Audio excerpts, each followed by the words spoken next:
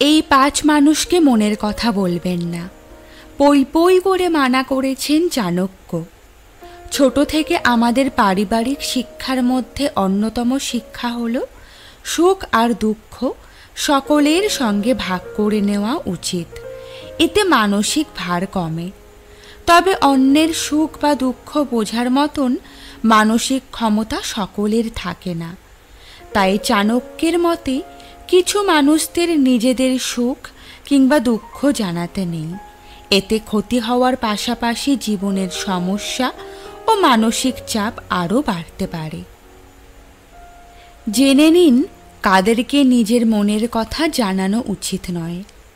যারা অন্যের মানসিক অবস্থা বোঝে না ও সমস্ত বিষয়কে মজার ছলে নেয়, কোনো বিষয়ের গুরুত্ব বোঝে না, তাদের কখনোই নিজের মনের কথা জানানো উচিত নয়। যেসব ব্যক্তিরা নিজেকে নিয়ে মত্ত, নিজের স্বার্থ ছাড়া কিছু বোঝে না, তাদের কখনোই নিজের ব্যক্তিগত কথা বলা উচিত নয়, এতে তারা আপনার ক্ষতি করার চেষ্টা করতে পারে। যারা সারাক্ষণ সব কিছুকে নিয়ে হাসাহাসি করে ও বাচাল বৃত্তি করে, তাদের কখনোই নিজের মনের কথা বলা উচিত নয়, এতে তারা আপনার ব্যক্তিগত জিনিসের গুরুত্ব বুঝবে না ও সেই সমস্ত বিষয় নিয়ে মজা করবে। যেই সব মানুষেরা আপনাকে হিংসা করে, তারা কখনোই আপনার ভালো কিছুতে আনন্দিত বা দুঃখেতে কষ্ট পাবে না। তারা আপনাকে সমবেদনা জানালেও মনে মনে খুশি হবে।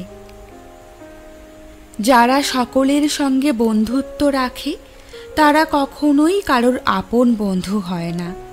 তারা অন্যায়কে প্রশ্রয় দিয়ে নিজের স্বার্থ রক্ষা করে। তাই এই সকল ব্যক্তিকে কখনোই নিজের মনের কথা বলবেন না। যে সমস্ত ব্যক্তি একজনের কথা অন্যের কাছে গিয়ে বলে, তাদের কখনোই ব্যক্তিগত কথা জানাবেন না, এতে আপনার ব্যক্তিগত তথ্য সকলের কাছে পৌঁছে যাওয়ার সম্ভাবনা থাকে। আজকের ভিডিওটি এখানেই সমাপ্ত করছি। কমেন্টের মাধ্যমে অবশ্যই জানাবেন ভিডিওটি কেমন লাগলো এবং কে কোথা থেকে ভিডিওটি দেখছেন সেটাও জানাতে ভুলবেন না কিন্তু। ভালো থাকবেন, সুস্থ থাকবেন, পাশে থাকবেন।